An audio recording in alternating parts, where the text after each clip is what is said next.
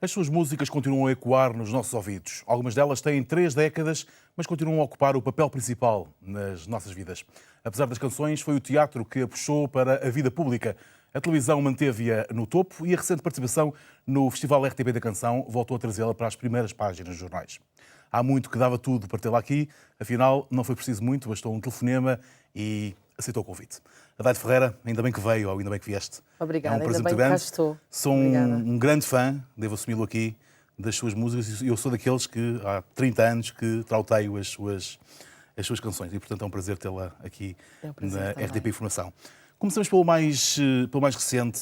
Arrepende-se de ter participado no Festival da Canção? Não, de maneira nenhuma. Estou extraordinariamente grata à RTP por me ter possibilitado esta forma de veicular a necessidade que eu tenho de comunicar ideias e sentimentos que me invadem nesta altura das nossas vidas a nível, enfim, nacional e a nível mundial. E que altura é esta? Porque é que É uma altura muito conturbada, não é? Todos nós percebemos isso. É uma altura em que há países emergentes que querem ter um nível de vida muito similar aos ocidentais e para que esses países que têm tantos direitos como nós possam emergir dessa pobreza, nós temos que baixar um bocadinho o nosso nível de vida. Nada que eu não soubesse já, porque o meu querido amigo e muito adorado Virgílio Castelo já me tinha alertado para esta situação. Eu nunca pensei que, a par com a necessidade de que estes países, árabes, emergentes, que têm necessidade de viver com um bocadinho mais do que 1 euro ou 2 euros por dia, e têm esse direito, não sabia que havia uma data de malvados de uns bancos que iam dar cabo disto tudo, portanto, não estava preparada para isso, e então ando aqui um bocadinho desagradada e aborrecida aí com esse comportamento. E essa mudança na geopolítica, na forma de nós nos relacionarmos com os outros, em que medida é que isso aguça o sentimento de um artista como Adelaide? Ai, muito. Eu tenho esta capacidade empática, não creio que seja muito, que tenha muitos traços de psicopatia, porque de facto eu tenho uma capacidade de sentir a dor do outro e de me doer, dói-me imensa a dor do outro. Eu adoro as pessoas, amo a vida, amo a natureza e a ideia de que não concebo a minha felicidade sem a felicidade do outro. E quando, eu lembro perfeitamente que andávamos nós todos aqui, perdoem-me esta forma esta metáfora um bocado estranha, quando andávamos todos a viver alegremente esta orgia da abundância, em que eu só via colegas com grandes carrões e BMs e não sei o quê, eu não, andava lá no meu Opelzinho toda contente, feliz da minha vida em segunda mão e a achar que estava muito bem, porque um dia mais tarde, acho que eram epifanias, que eu tinha aquelas revelações que eu dizia, não, Adelaide, tu controla-te um bocadinho, porque anda tudo aí louco, mas amanhã a coisa não vai ser bem assim. Sempre foi assim? Sempre teve os pés assentos na terra? Em 95 eu lanço um disco que se chama O Realizador Está Louco, que eu ontem cantei no meu... por si? Sim, que ainda ontem cantei no meu querido Herman e que é perfeitamente atual. Perfeitamente atual. Eu sentia perfeitamente que aquilo era um paraíso artificial. Em 95, veja bem, éramos todos nós riquíssimos, com o dinheiro que vinha da nossa querida Alemanha, queria que nós gastássemos a comprar carros, não é? Nós, obedientes que éramos, a Alemanha dá cá o dinheiro que agora temos que pagar, não é? Portanto, é um bocado, andamos aqui um bocadinho ao sabor dos ventos alemães, não é? Dos alemães. E pronto, e eu sentia muito mal com isso, eu sentia que nós estávamos todos um bocadinho campos de futebol. A viver acima das nossas possibilidades, como uma euforia da abundância. É um discurso político, de uma certa parte da política, que é viver acima das suas possibilidades. Sente que fizemos isso durante essa década? Eu andava com Opel, Astra, em segunda mão. Eu sei que é publicidade, mas eu tinha que dizer porque pronto, calhou. Mas de facto, sim, eu não era esse tipo de pessoa, nunca fui. Nunca fui pessoa de gostar de barcos, nem de carros, nem de joias, nem de... A única coisa que eu gosto mesmo é de sentir que amo e que sou amada. Ainda que não tenha que ser muito amada, preciso mais de amar do que de ser amada. E de ver pessoas felizes e de fazer pessoas contentes e de cantar e depois dizer disparates e as pessoas riem-se imenso. E o dinheiro aí não é particularmente importante? É só importante para veicular uma vida simpática às minhas meninas, de resto, não, dinheiro para mim não. E para comer e tal. Sempre teve-se mesmo nessas décadas de 80 e 90, que foram as duas grandes décadas artísticas da Adelaide, sempre teve essa relação desprendida com o dinheiro? Sempre. Nunca fui agarrado ao dinheiro. O dinheiro para mim é um papelinho que anda ali. Eu não gosto de possuir nada e gostava imenso de me desprender da ideia da posse. Eu não gosto de ter nada, nem acho que isso seja um valor que para uma pessoa como eu, que tem ambições espirituais, entre aspas, ambições, Eu tenho, de facto, não tenho que ter riqueza nenhuma. Despojamento. Um certo Despojamento total, o despojamento total de bens e até mesmo de apego afetivo exacerbado, exagerado. Sente que é mais livre assim? A minha liberdade não é exatamente aqui e agora. É posterior a esta vida e pronto, eu sou um bocadinho espiritual. Foi desenvolvendo essa capacidade, esse Desde lado menina. espiritual em si, ou sempre foi... Eu parti à procura de Deus muito cedo, quando tive o meu espanto filosófico aos 11 anos de idade, em que quis saber quem sou, o que faço aqui. Nesse dia eu fui à procura de Deus e encontrei. Houve um momento em particular? Sim. Já me disse que foi aos 11 anos, mas sente que houve alguma coisa que aconteceu na sua vida, naquele momento, naqueles 11 anos? Eu não conseguia conceber. Eu estranhei o mundo como qualquer pré-adolescente estranha. Ou então não é normal. Qualquer pré-adolescente vê este mundo desgraçado, que é mesmo assim, não quer ser pessimista, não é? Mas quer dizer, que mundo é este que nós estamos a oferecer a um jovem? Não é coisa nenhuma. Devíamos ter um bocadinho de vergonha na cara de estar a oferecer este mundo aos jovens, não é? E de lutar por um mundo melhor. E aos 11 anos tinha essa consciência? Eu, aos 11 anos, tinha a noção de que havia pessoas pobres e eu não gostava disso. Incomodava-me sentir que havia pessoas com dor. Portanto, já havia esta capacidade de sentir a dor do outro e de ficar triste com isso. Então, achava muito injusto e fui à procura de algo que me justificasse a existência, que me justificasse ficar aqui. Porque a natureza é linda. Porque uma pessoa que se perde no campo sabe como a natureza está cheia de vida. Fervilha a vida e afetividade, que é um bocado estranho, mas é verdade que sim. Porque se nós vamos dar um passeio no campo sós, sentimos que a natureza nos faz festas, aquele sol quentinho e aquele verdinho e aquelas árvores maravilhosas que têm ali uma certa magia, um certo mistério. Qualquer pessoa que é mais sensível percebe isso. E ao perceber isso tem que sentir que Deus está contido nessa magia, nessa doçura da vida, que é a natureza. Não é? Como é que procurou Deus? Como é que encontrou que perguntas é que lhe fez? Eu fui dentro de mim, não é? Acho que assim, Deus está em cada um de nós, não é? Acho que as religiões todas dizem isso, não é? Eu senti que Deus é amor, não é? Eu acho que Deus é aquele amor, aquele balãozinho que incha, incha, incha, quase que vai arrebentar, nunca chega a arrebentar, mas que nos faz sentir plenos de felicidade. E eu, às vezes, nem sempre, não é? Mas porque não pratico, no meu dia-a-dia não tenho essa disponibilidade, estou à espera de acontecer de novo. Às vezes eu preciso de lá ir e eu vou lá e imediatamente enche, eu fico, uau, eu fico a pairar lá. E nunca se zanga? Então não zango, oh meu Deus. Com ele? Com Deus não. Ai não, isso é que não. Não, porque Deus é amor e sou eu não vou zangar comigo, eu não tenho culpa, eu esforço-me, eu faço o meu melhor, eu gosto de mim, eu olho-me ao espelho e eu vejo, não, tu és uma boa pessoa.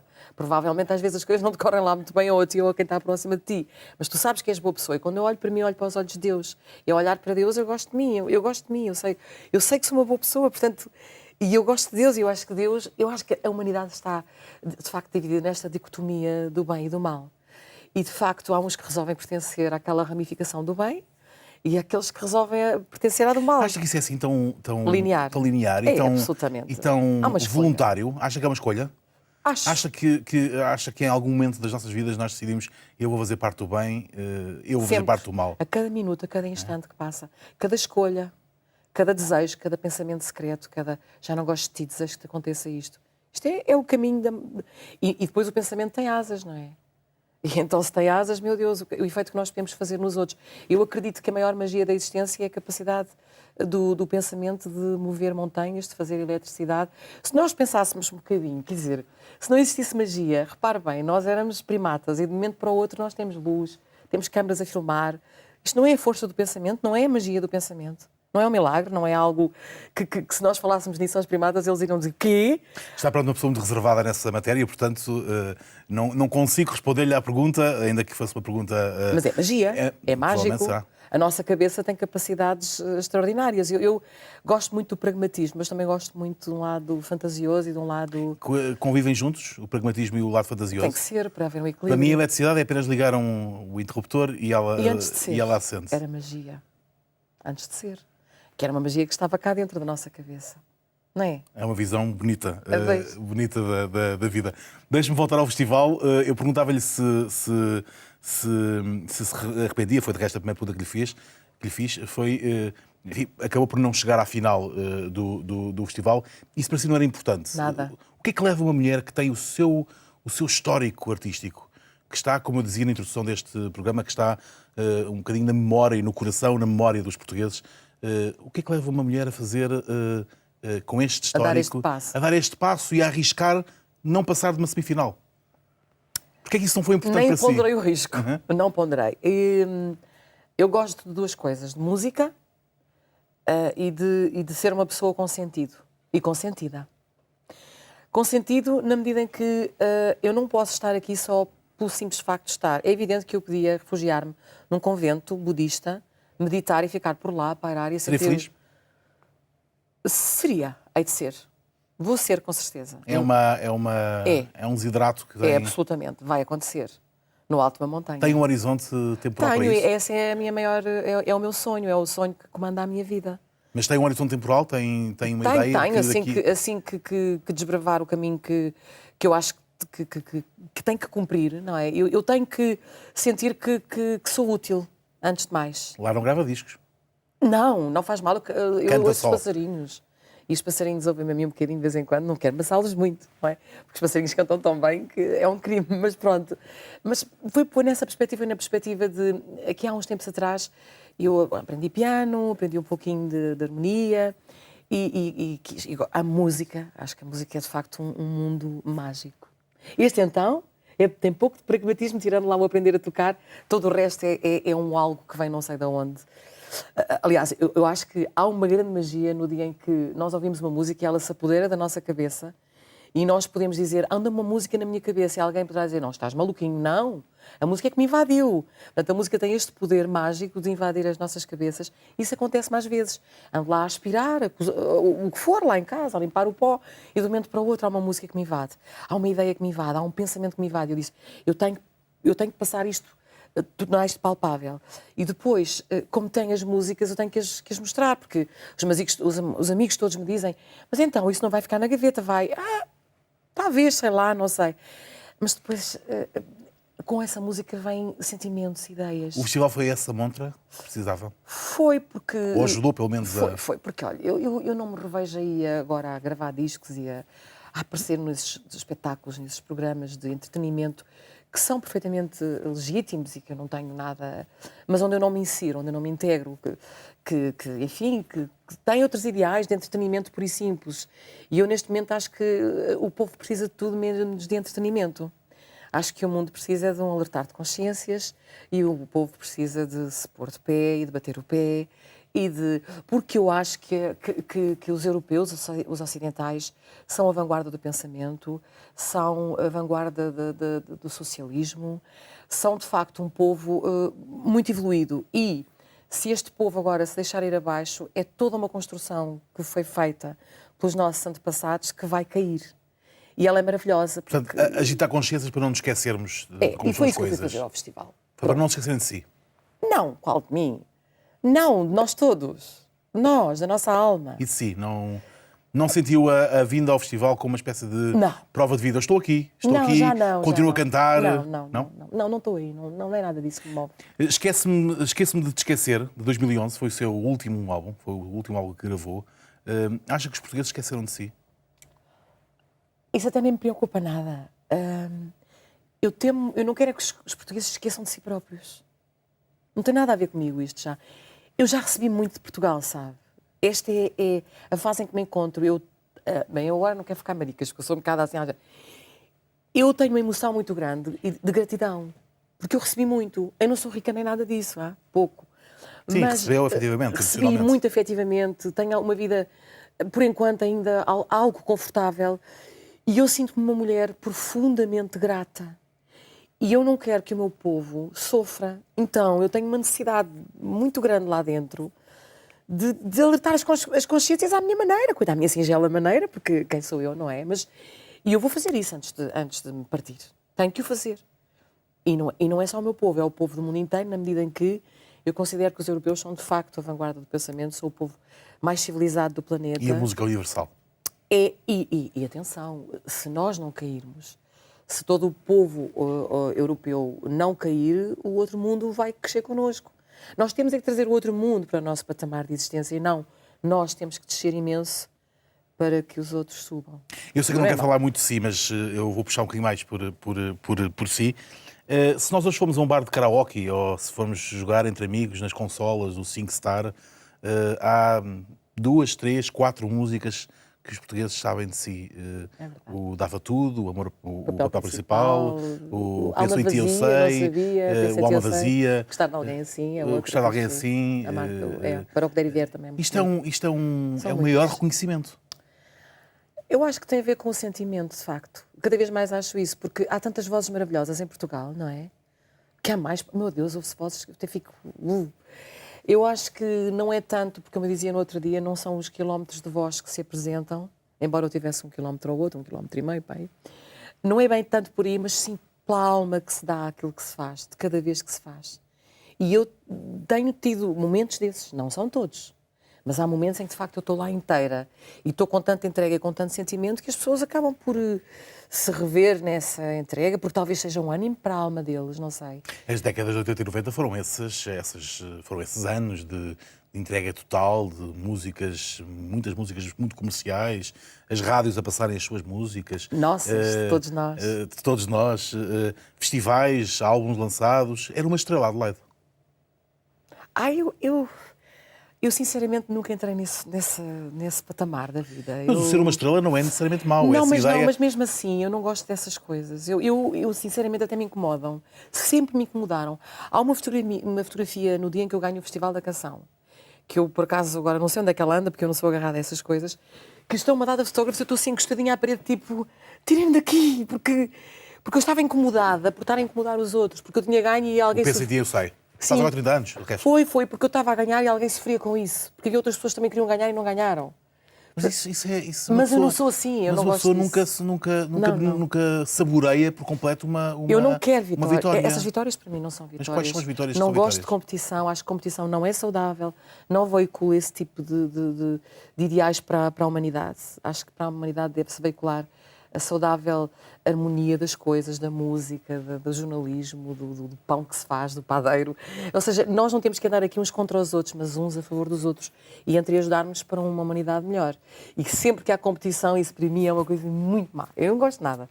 E não é bom. Eu sou budista e o budismo não veicula isso. Mas eu quando digo uma estrela, até porque na altura eu lembro-me que a Adelaide, enfim, não sei se a comparação é honrosa ou não para si, mas a Adelaide era considerada a Celine Dion portuguesa, talvez pelos quilómetros de voz. Não é por isso, porque ela teve a vozinha aguda e eu tenho uma voz assim um bocadinho mais grave.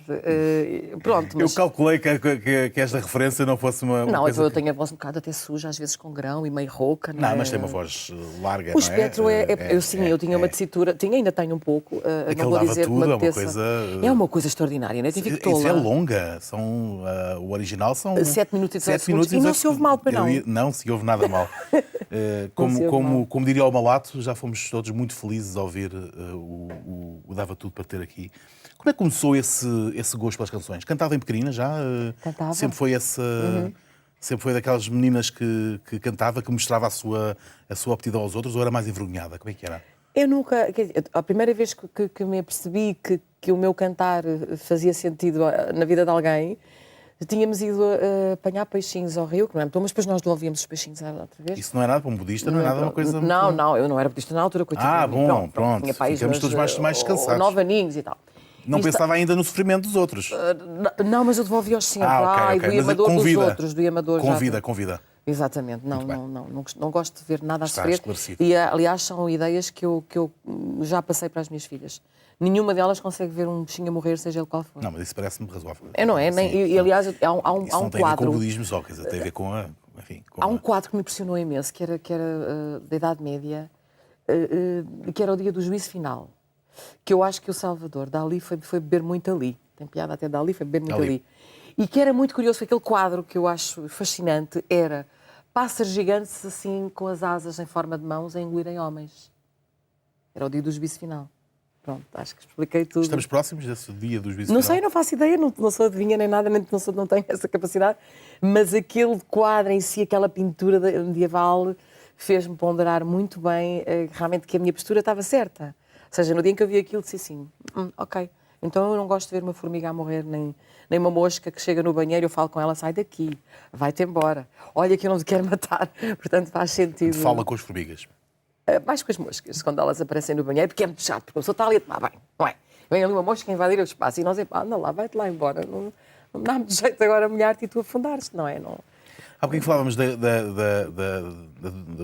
sua voz, da largura, do espectro, da tessitura da sua voz. O que é que quer dizer quando diz que em Portugal os cantores cantam com a voz que têm, não com a voz que têm, não, cantam com a voz que têm, mas não com a voz que pensam ter? O que é que eu quero dizer com isto? Porque nós, os cantores, e eu também, incluída, somos um bocadinho pessoas com uma cabeça, não é? E com uma mente que é subordinada a emoções, subordinada a pressões, a tensões. E não há coisa pior para uma voz do que tensões musculares e afins. A partir do momento em que nós estamos em tensão, a voz não é livre, não é um pássaro livre. Passa a ser um pássaro livre muito amarrado àquele momento em que a pessoa tem um medo, porque, não vou conseguir dar aquela nota. Se a pessoa é livre, a pessoa quer lá saber que nota é que vai dar. Isso não importa nada, isso não interessa nada. Eu hoje ouço às vezes coisas que cantei e fico assim, meu Deus, mas onde é que eu ia buscar estas coisas estranhas que eu fazia com a voz? Ainda ontem não era, umas coisas, eu assim, mas o que é isto? Onde é que eu fui buscar isto? Eu às vezes ouço coisas que me mas como é que eu fazia isto? Portanto, eu era um pássaro livre. Eu quando cantava não tinha a menor tensão na minha existência. Era um momento de voo total. Não é? Eu quando li esta frase achei que estava a referir-se aos cantores que acham que têm uma grande voz e não têm. Não.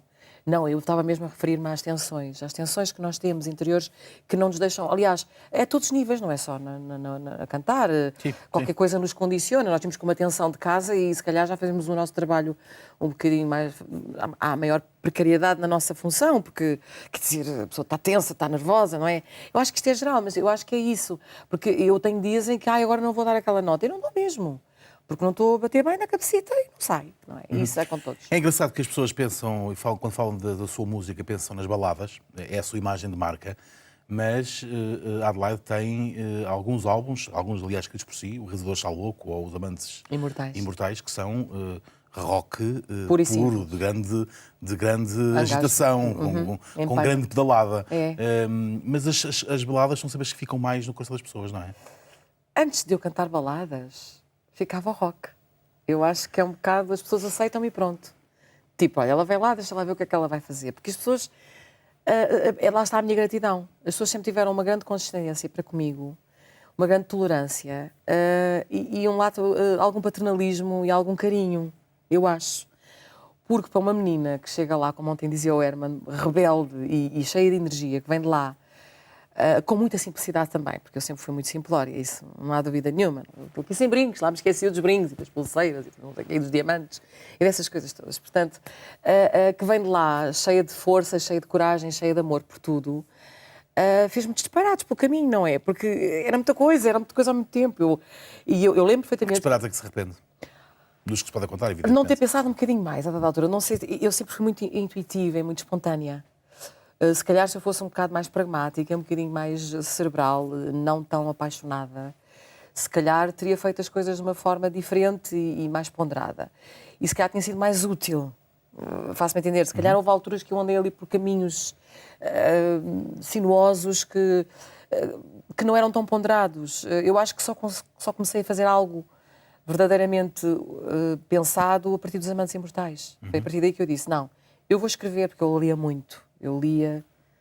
Havia livros que eu chegava a ler 2, 3 vezes. Um deles foi o Despertar dos Mágicos, que me alertou para muita coisa. Me alertou muito a minha consciência. Daí veio São Loucos, vem imensos temas que escrevi. O Realizador Está Louco, em que eu considero que isto é um filme.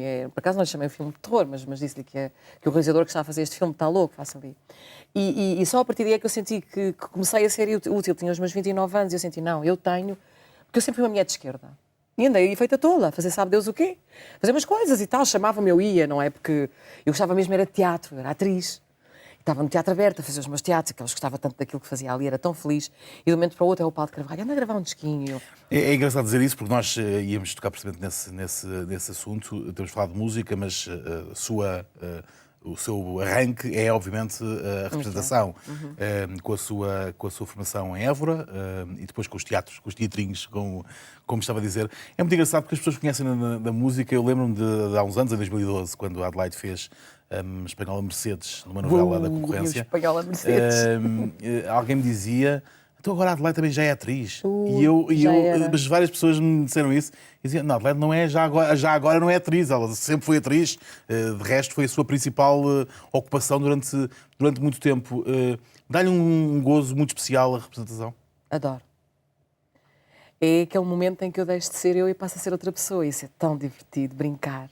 Eu acho que representar é brincar, é divertido. Também é tenso. No caso da Mercedes, aquilo era uma barra um bocado pesada, porque eu sentia... Era um papel forte, era muito... Era muita energia negativa naquela mulher, ela era a antítese daquilo que uma mulher deve ser, quer dizer, era uma mulher má, maquiavélica, vingativa, pegava em pistolas, em casacos de pele, tudo aquilo que eu acho que a sociedade não deve ter.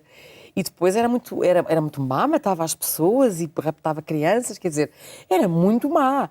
E aquela energia às vezes eu sentia. Levava para casa? Não, nunca. Tinha 2 meninas em casa e tinha que ajudar para os testes, tinha que fazer a comida, tinha que cuidar delas, porque é que fazia tudo. Então chegava à casa, desligava. Mas como é que se desliga?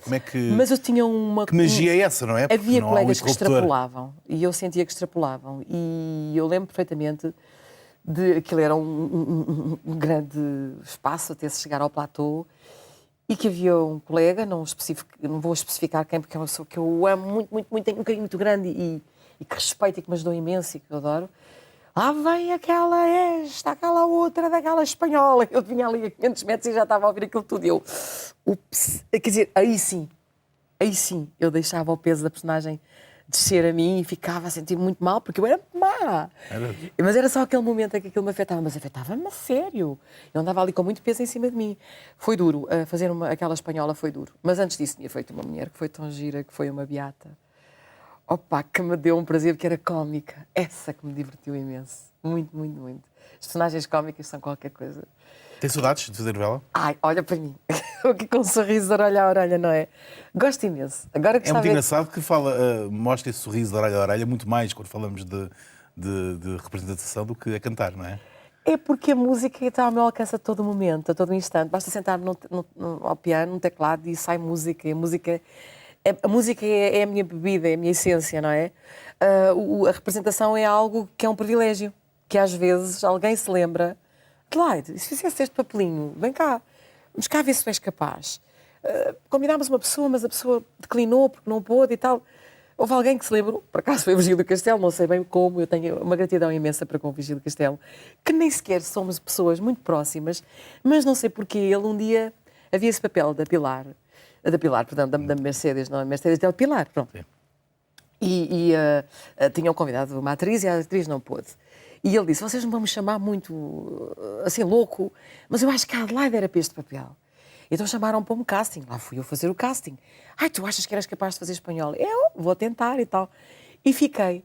E, portanto, cada vez que há um colega, que há alguém que se lembra que eu tenho algum potencial de atriz, eu chego lá e dou o meu melhor. Quer dizer, e fico... Eu adoro representar. E estava-lhe a perguntar se tinha saudades. Meu Deus, se morro de saudades. Quem me dera que alguém me convidasse para voltar. Gostava muito de fazer uma louca. Uma louca? Louca. Ou uma revolucionária. Também era bom, uma revolucionária. Em certa medida, a Adelaide é uma revolucionária. Sou uma revolucionária. Da paz, assim. mas e do bem, mas... Sim, mas sou capaz de ser... em vez de atirar papos secos como a padeira de Alves-Barrota e pães, atiro palavras e poesia e poemas e canções e... Sente que um artista tem essa obrigação? Absolutamente. Seja ele ator, cantor, não Absolutamente. Nós temos... Eu estudei História Geral de Teatro, não é? No curso de formação de atriz que frequentei em Évora. E eu aprendi com essa... portanto, a história, essa disciplina é uma disciplina que... Sendrev, que atravessava toda desde a origem da humanidade, e que o homem começou a representar e que a arte, o teatro, começou a existir na Idade Grega, não é? Em que eram só homens que até faziam mulheres, porque não era consentida a mulher representar. E desde essa altura que a arte, o teatro neste caso, sempre interveio na evolução do mundo. Sempre contestou, sempre reivindicou.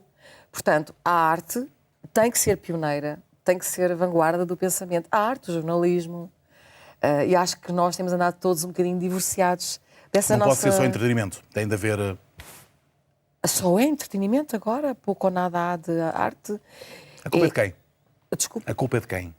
A nossa, todos nós, mas nós não vamos ficar assim sempre, porque nós somos um povo maravilhoso, inteligente, somos um povo solidário com os outros. Agora convinha sermos solidários connosco, não é? Com os outros, quer dizer, porque quando há um povo que está menos bem, nós vamos todos a correr. Somos realmente um povo generoso, um povo estoico, um povo bom, um povo guerreiro. Fomos o povo que mais de reis depôs na Europa. Portanto, somos um povo com uma história que não deixa que fiquemos aqui paradinhos a ver esta gente assim que eu acho que na dicotomia ficaram daquele lado do mal, a brincar com a nossa cara, com a nossa vida. Mas há muita gente no lado do mal em Portugal? Então não há no mal e no mundo inteiro. Eu não sou assim que há muito dessas coisas, mas que há aí muita gente com pactos com o negativo, com o fazer mal, o não ter compaixão pelo outro. Os psicopatas, os psicopatas que agora que integram a política, estão nos bancos, estão em todo lado. Psicopatas é uma expressão forte. É forte, eu vou lá. Então, não é bem psicopatas, mas têm os traços de psicopatia muito acentuados. Um deles é que não tem a menor empatia com o próximo, não lhes dói, aquela pessoa tem uma dor e para eles é perfeitamente irrelevante. Nem sabem que existe dor, se calhar. Estão lá naquele mundo maravilhoso do... Oh, como é que é aquela do coisa? Traz-me que apetecia-me tomar algo. Não é? Não sei o nome dele. O Ambrósio. Ambrósio, apetecia-me tomar algo. Portanto, estão nesse mundo que nem sequer sabem já que existe este. Das pessoas reais que têm dor na barriguinha para comer. E isto não é demagogia, é a minha alma. Muito bem, ficamos com a sua alma. Em 30 minutos, que se esgotaram rapidamente, ficávamos a conversar muito mais tempo. Adelaide, muito obrigado, ainda bem que veio. Eu agradeço muito. Obrigada. A alma, os sons, as músicas, as cenas de Adelaide Ferreira, atriz, cantora, revolucionária da paz, nesta edição do Ainda Bem que Vieste. Já sabe, todas as semanas é assim na RTP Informação, conversas saborosas com figuras bem conhecidas dos portugueses. De hoje a 8 dias, voltamos a marcar encontro. Até lá.